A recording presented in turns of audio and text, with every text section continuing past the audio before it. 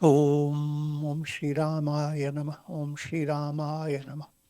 Om Purnamadaha Purnamidam Purnat Purnamudachyate Purnasya Purnamadaya Purnamevavashishyate. Om Shanti Shanti Shanti. Om Nilambuja Shyamal Komalangam Sita Samaropita Vamabhagam Panau Mahasayaka Charu Chapam Namami Ramam Raghuvanshanatham. Adorations to Lord Rama, whose complexion is like a blue lotus, who is very tender and delightful in appearance. Sita is seated on his left side, and he is carrying a powerful bow and arrow in his hands. The subtle implications we have told you before.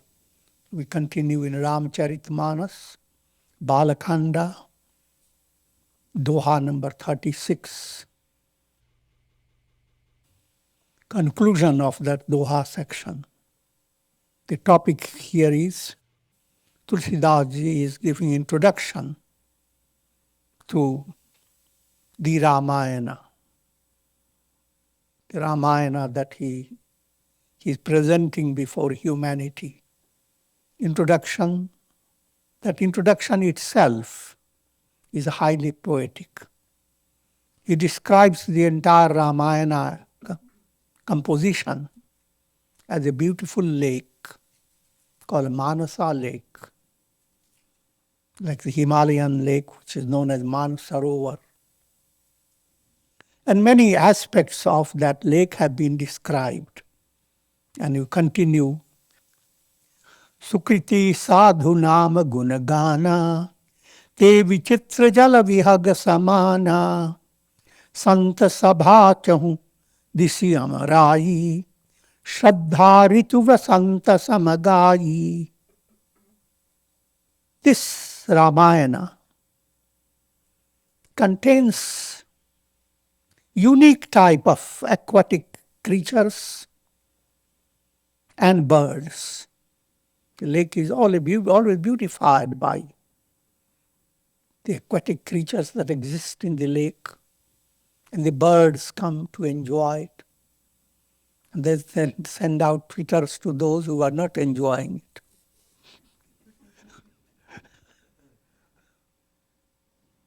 And who are those creatures? This Ramayana contains glorious qualities, virtues that adorn saintly personalities. It contains the glory of Rama. Rama is God, Brahman, and his glory implies developing an awareness that the entire world is filled with Ram's glory. Just like when you look at the ocean has so many waves, but the reality is ocean alone is. All the waves are speaking of the glory of the ocean. We have two angles. From one angle, ocean is in constant commotion.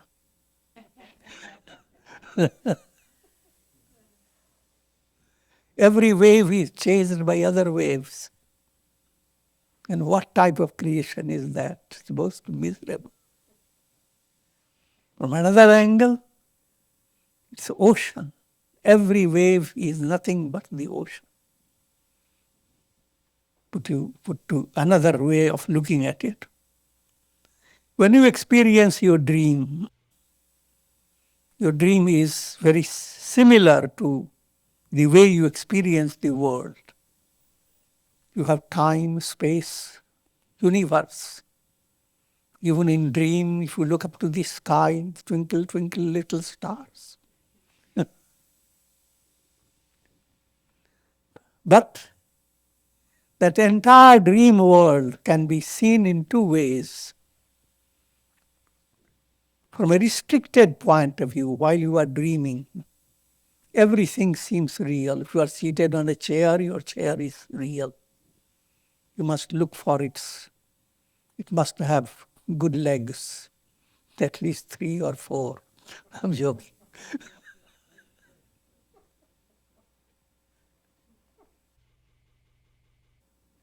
But from another angle, the entire dream world is permeated by your own consciousness. Everything in the dream world, even a little roach, is you. You as consciousness. Similarly, to restricted mind, we live in a world of time and space. So many things have happened in the past. So many things can happen in future, and the mind is constantly involved and doesn't find any peaceful point or a resting stage. But the same mind, well nourished by devotion to God, guided by scriptural teachings, the same mind begins to see all this permeated by God. And that God is not other than your very self. Aham Brahmasmi, the Aham in you, is the absolute self, same as God. And also, this point has been further modified to suit the masses. You have threefold attitudes to God. That was when Rama had asked Hanuman, how am I related to you? Deha buddhyatu dasoham. As long as you view yourself as physical body, live with the spirit of surrender. Think of anything that you want, desire, is not absolute. You have every right to follow your judgment, your evaluation, but you always give room to the final verdict coming from God within you. Just like a child has every right to play with anything, but he every now and then looks at the mother.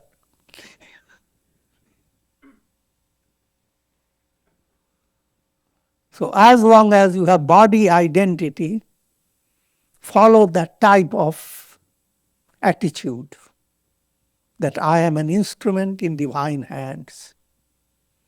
I am a slave, God is the master. May I act up to the will of God.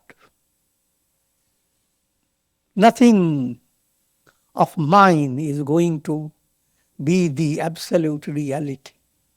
Me and mine are not real.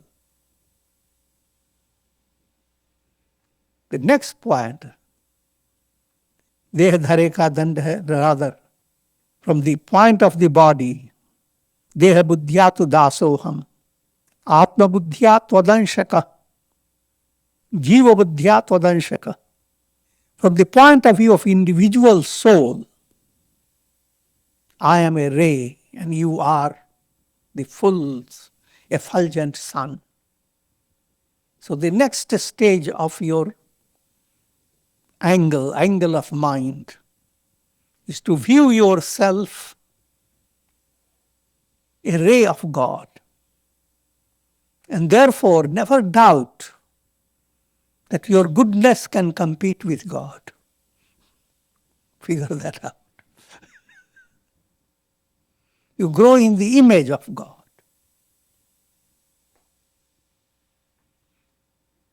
And never doubt it. Fight for it. Struggle for it. Be frustrated by it.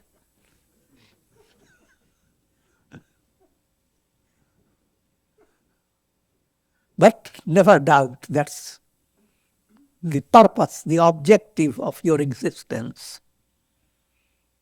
Atma vidya tavaivaham.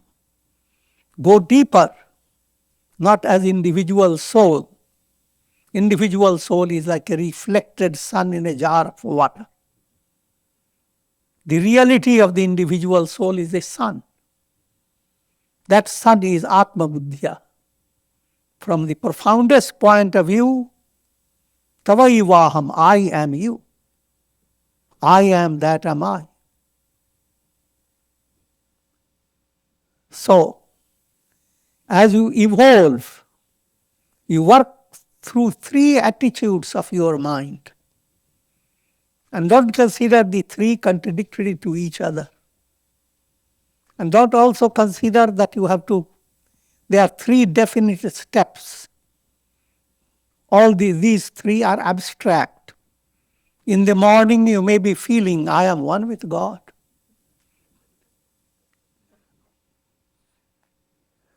A little later you struggle.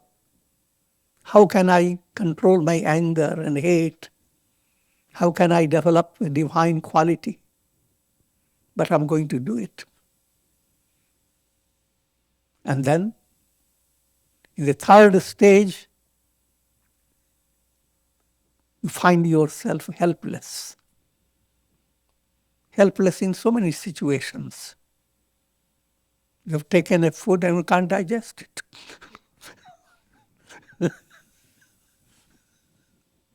That's a very crude illustration, but practical. And similarly, situations and circumstances in you, in your life, in the family life, in the world, they render you helpless. And the only way you can relieve the tension of your mind is by the spirit of surrender. God knows best. But the surrender does not imply that you stop your performance of your duties. It simply means that you are under divine protection. Do all that you can. Do it. Leave no stone unturned in dealing with your circumstances. At the same time, hold on to the hand of God. And it has its effect. If that surrender becomes effective, if it becomes profound, then your intellect begins to receive the right type of insight, how to handle the situation. And to a greater wonder, the very situation begins to change its moods and faces.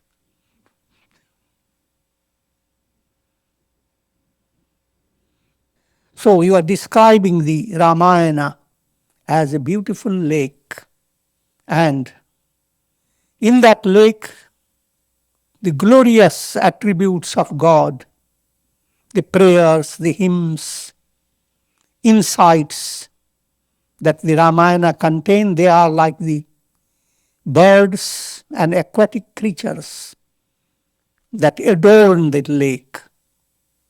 And the assembly of saints and sages, the assemblies are like the mango groves. Fortunately, we have mango grove.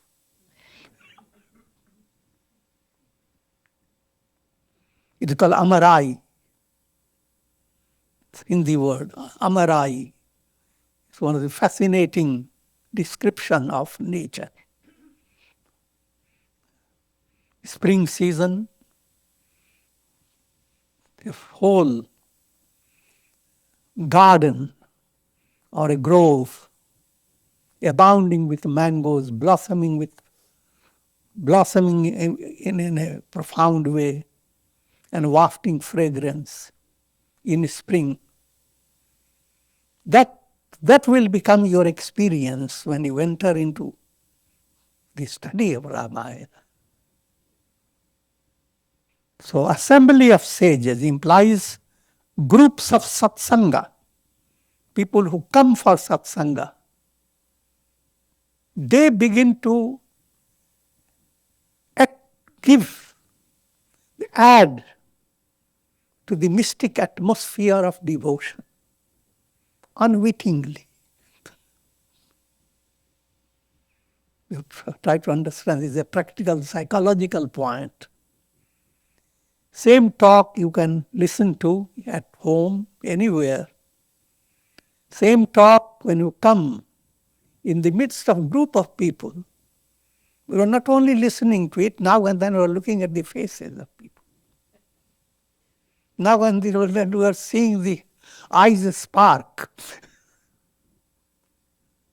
And all this is also touching your heart. So there is something profound in it. That's called the influence of satsanga. People generally ignore it, that I know it already, the subject I have read it. But the same told in a satsanga atmosphere, it touches those chords of your heart that you are not generally utilizing them. Bhagati nirupana vibidha vividhana, chama dayadam dalata vitana, samajama niyama phula phala jnana, haripadarati rasab veda vikhavakana. So much has been condensed, and I have gone into giving you in-depth meaning. First, I entitled my talks as highlight. But now I consider it in-depth. In-depth is also highlight. Bhakti nirupana. The path of devotion has been described in so many ways. How to love God, that's the path of devotion. Understand, when we say love God, it doesn't mean that you push the world away and love God. So when you follow the illustration of the ocean, love the ocean, that doesn't mean you push the waves away.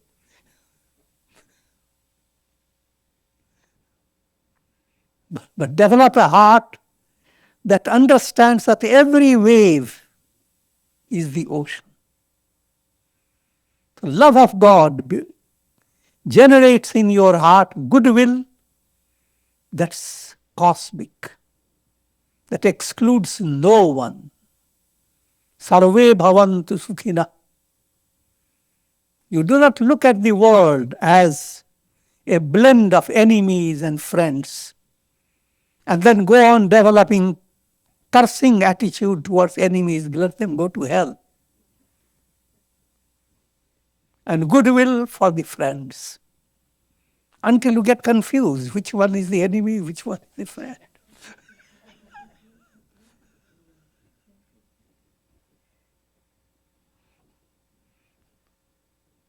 The human heart goes on expanding, contracting,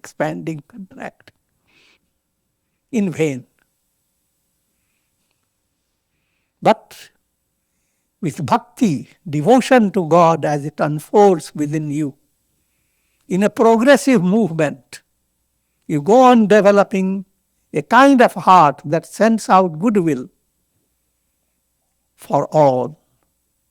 A type of vision that looks at people and all creation, matri bhav, friendly attitude, not inimical or negative attitude.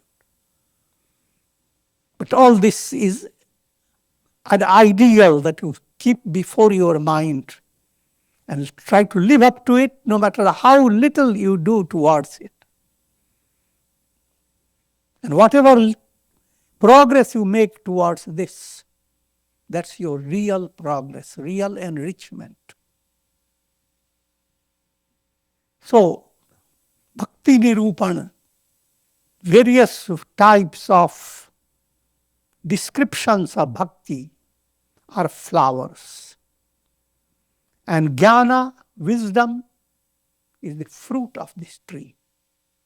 With jnana, by jnana we imply the revelation. Aham Brahmasmi, I am Brahman. The entire universe is nothing but Brahman. Just like while you dream, there are so many things you have to deal with.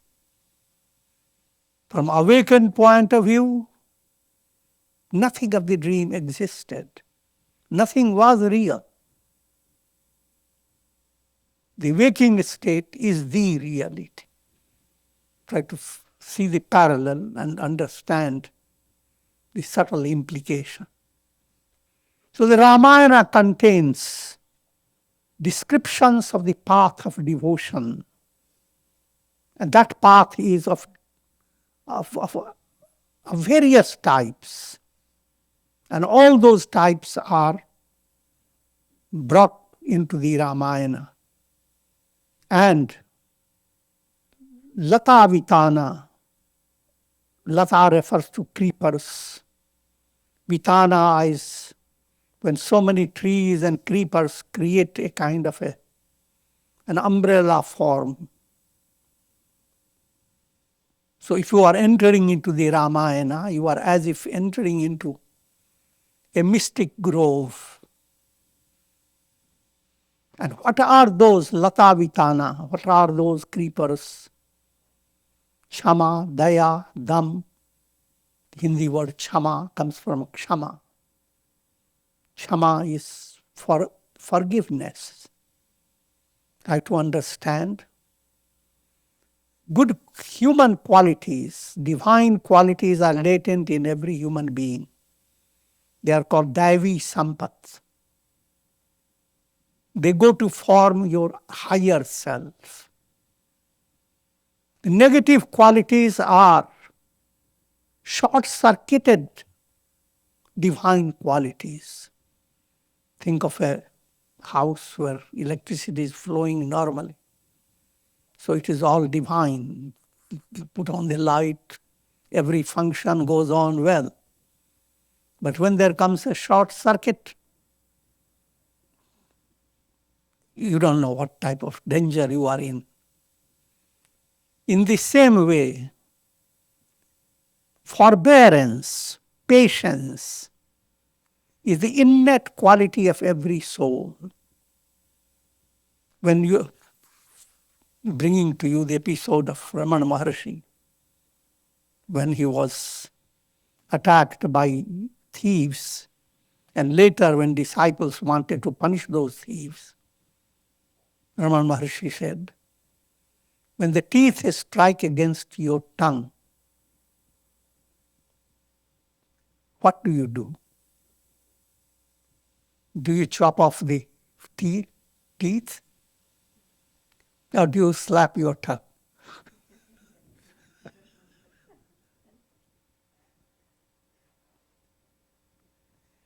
Just like your attitude of love is towards both. Teeth are part of yourself. Tongue is part of yourself. Similarly, in this world, friends are part of yourself. Those who appear to be enemies, they are also part of yourself. Negative and positive, they go on, impacting upon your personality.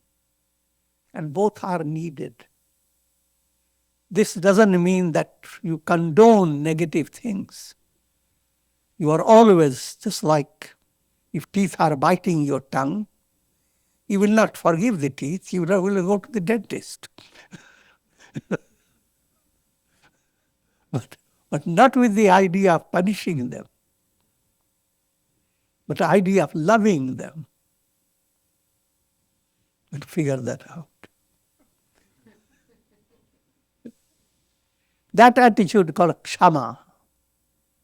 Kshama, to forgive, which has many stages.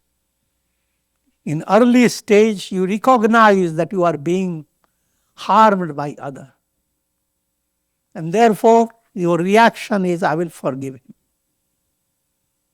If in a higher level, you recognize that you are not being harmed.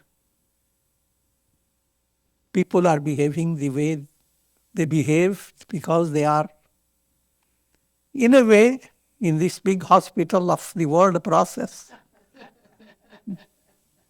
Everyone has their problems. So how can I help the person? Because negative attitudes developed that arise in a person, negative attitudes towards you, your reaction should not have the same negativity. Otherwise, in what way are you different? Your reaction should be first to understand with compassion that how much this person suffers by holding on to a grudge. Grudge is not a kitty cat that nudges you.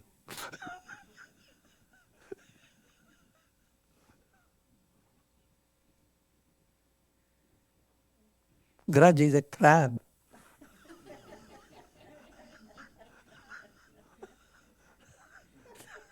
That grabs you.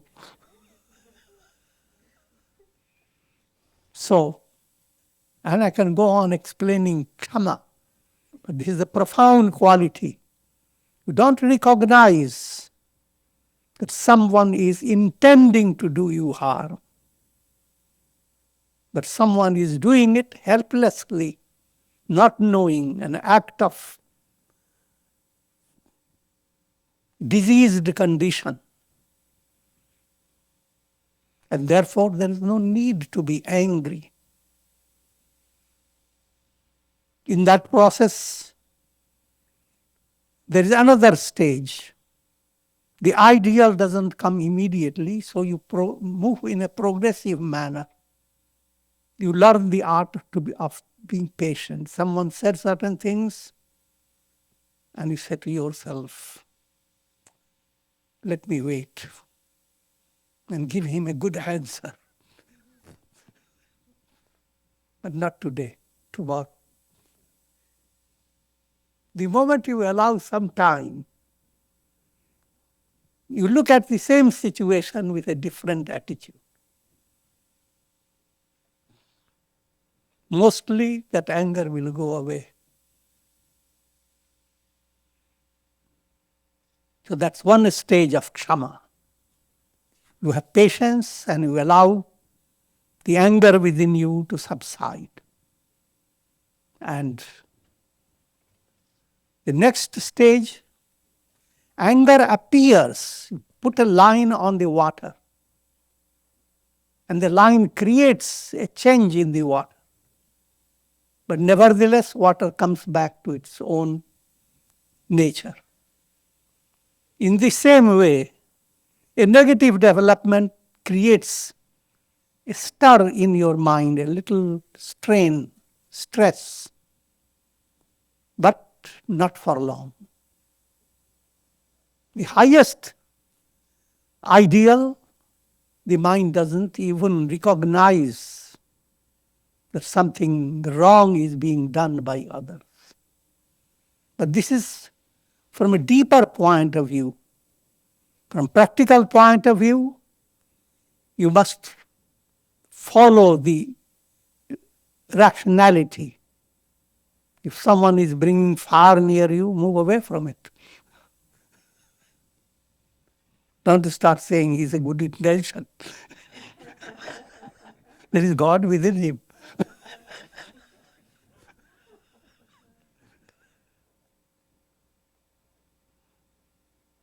Must understand, spirituality is not simple.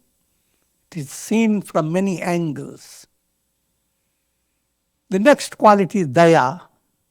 Instead of expressing cruelty, when someone who has done something that harms you, hurts you, that develops the similar attitude, slap for a slap. How do you call it?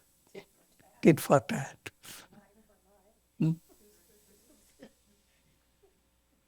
Daya is practice of compassion. Dhamma, another great quality. Controlling the senses. Controlling the senses means senses should be controlled by your mind. Mind must come under the control of your reason, your understanding. And your understanding must be in tune with God's will.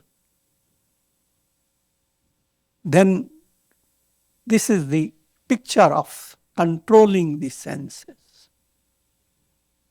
Upanishad gives you in a allegorical description of chariot. Just like a chariot has horses, and you need a chariot driver. Now the horses shouldn't be wild. So you should see that they don't get drunk.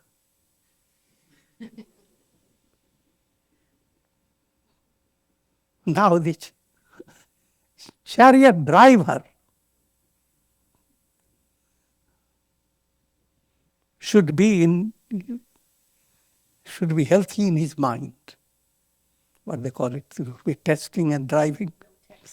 No texting.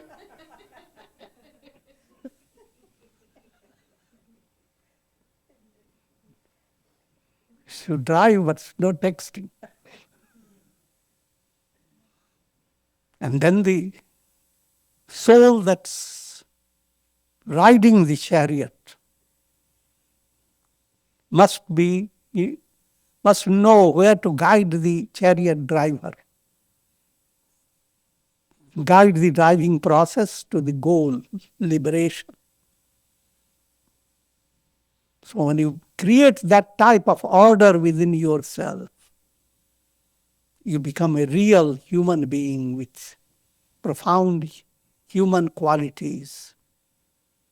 And if the human qualities become very profound, God begins to emanate through your qualities.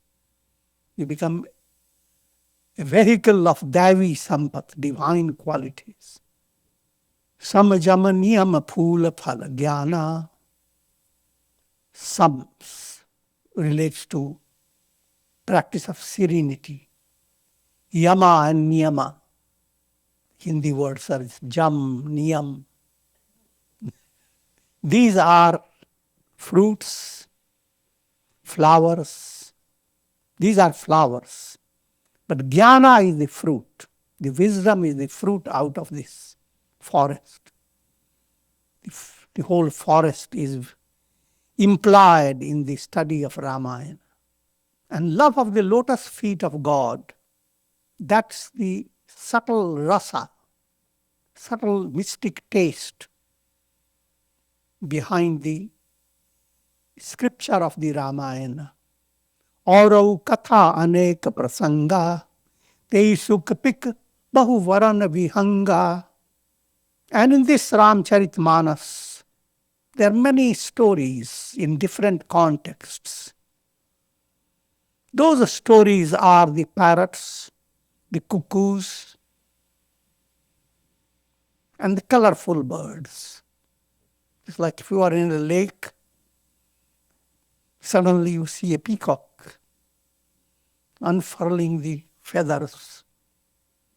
Suddenly you see a beautiful parrot and colorful birds, swans.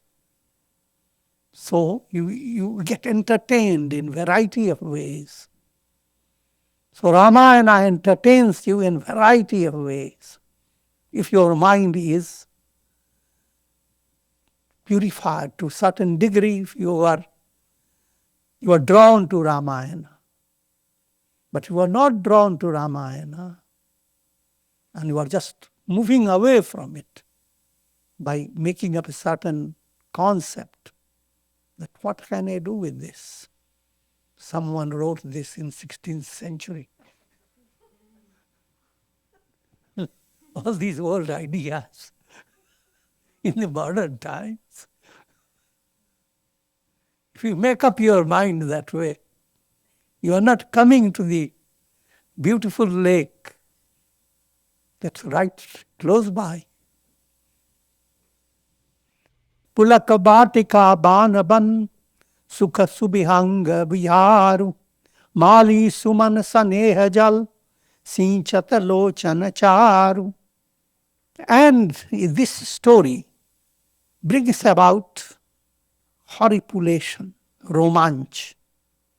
And that horripilation type of expression, which I will explain now soon, that's the grove, that's the beautiful garden, that's the beautiful forest.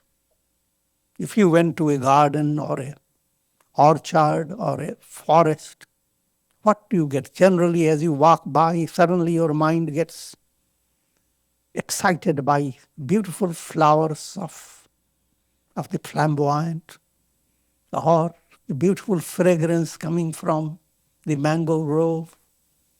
And then you see certain birds, etc.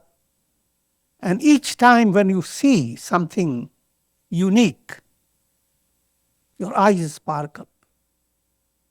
And sometimes certain occurrence touches your heart to such an extent that tears begin to flow through your eyes. Now I'll give you the different expressions of sattvic bhavana. Human beings are accustomed to rajasic, tamasic bhavana. When you hear the gossip, how do the nerves react? How do your eyes flash? How do your teeth twitter?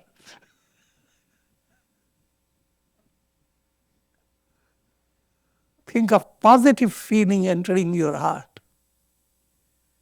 How a special nourishment is released in your system that you didn't know before.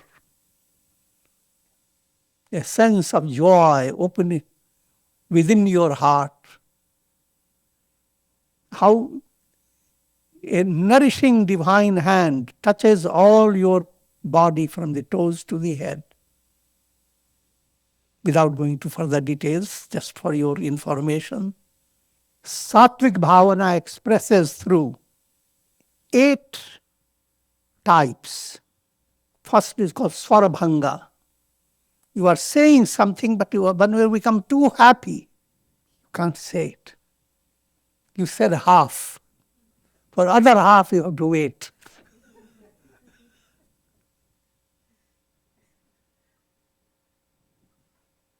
Next one called Vismaya.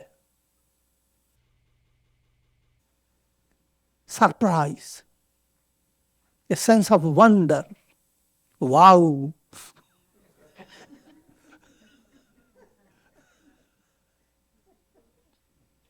Next one is called Kampan. Your nerves can't take it.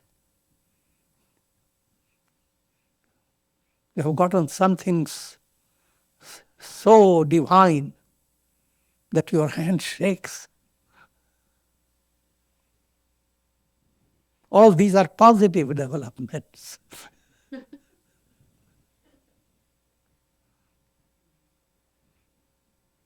But not in every situation.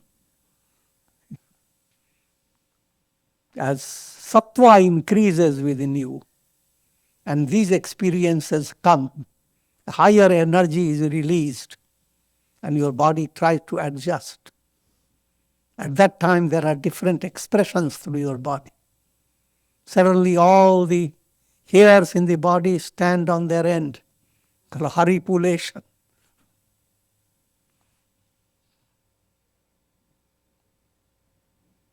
Next one is called Ashrupat. Tears begin to flow through your eyes. When the mind is terribly agitated, angry and full of sorrow, the tears that flow, they are hot. When the mind is extremely relaxed and a special type of joy is entering your mind, the tears that flow now, they are very soft, cool, gentle.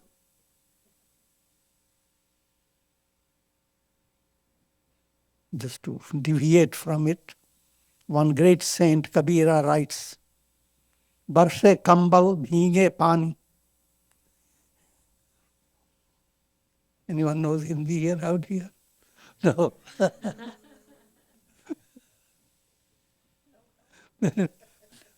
Literal meaning, Varse kambal. Kambal refers to blankets.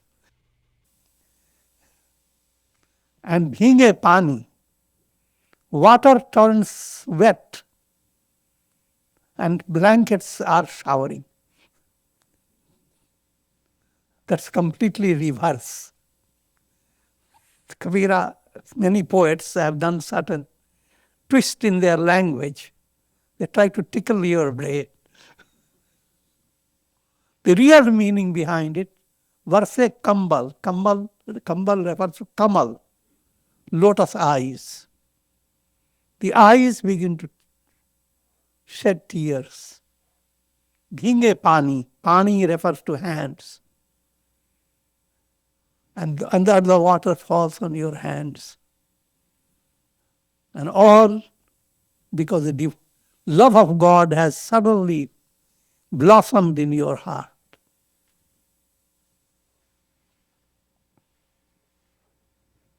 You must realize all these symptoms are not absolute requirements, but they can happen in people because you are moving from a body, a nervous system that is not accustomed to advanced feeling.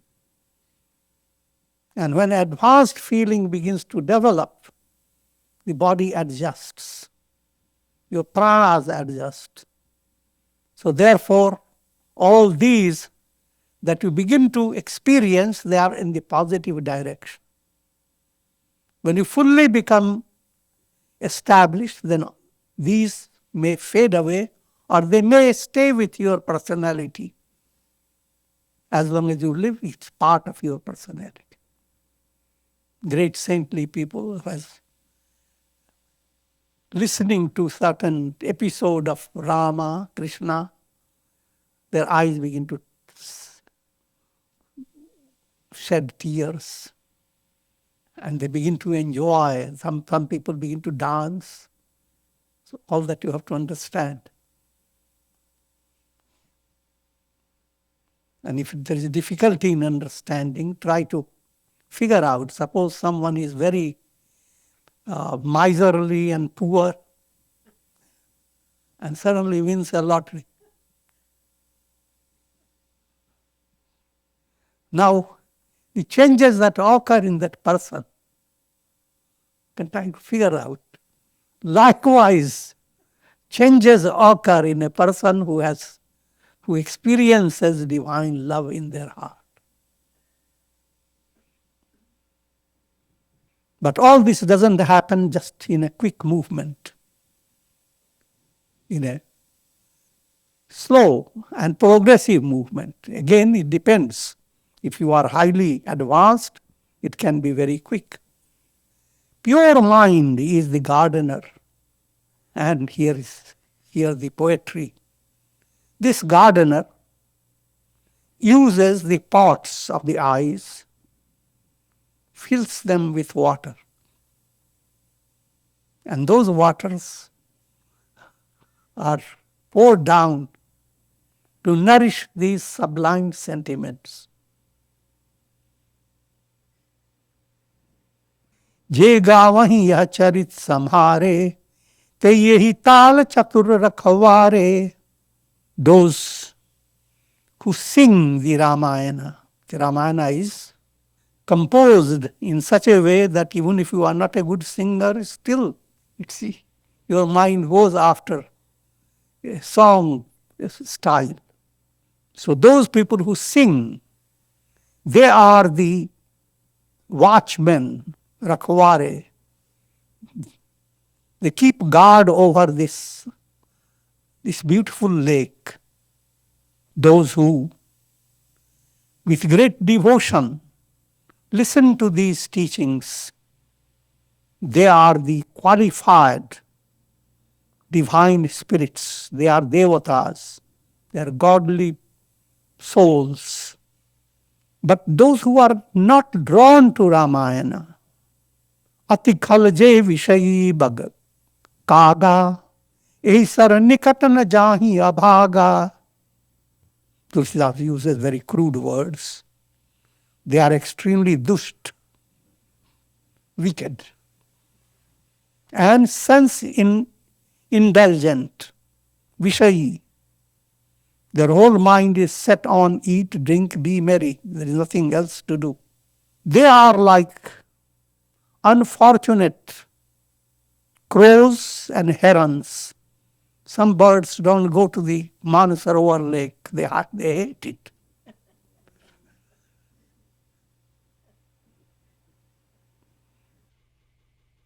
So there are people who have made up their mind that Ramayana is for ordinary people. It is not high Vedanta and all that. And they won't even go there. And I'm not leading you there because in India there has been great movements. And there has been whole sect of people who began to condemn Ramayana because of little things that they couldn't understand. And even now, there are people who have different views. But Tulsidas says that they are like those crows and herons. Because this Ramayana lacks Vishayaras, the stories that excite your desire, your passion, your perversion, your anger, your hate. Those types of stories are not there. And in a poetic language, Tulsidas says, this lake doesn't have shells, frogs, and algae.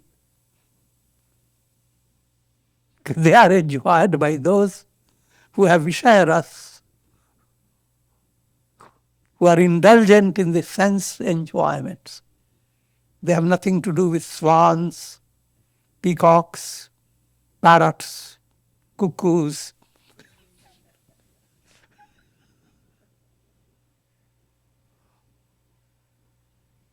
On one side is Manasarovar Lake. Another side is a rotten pond.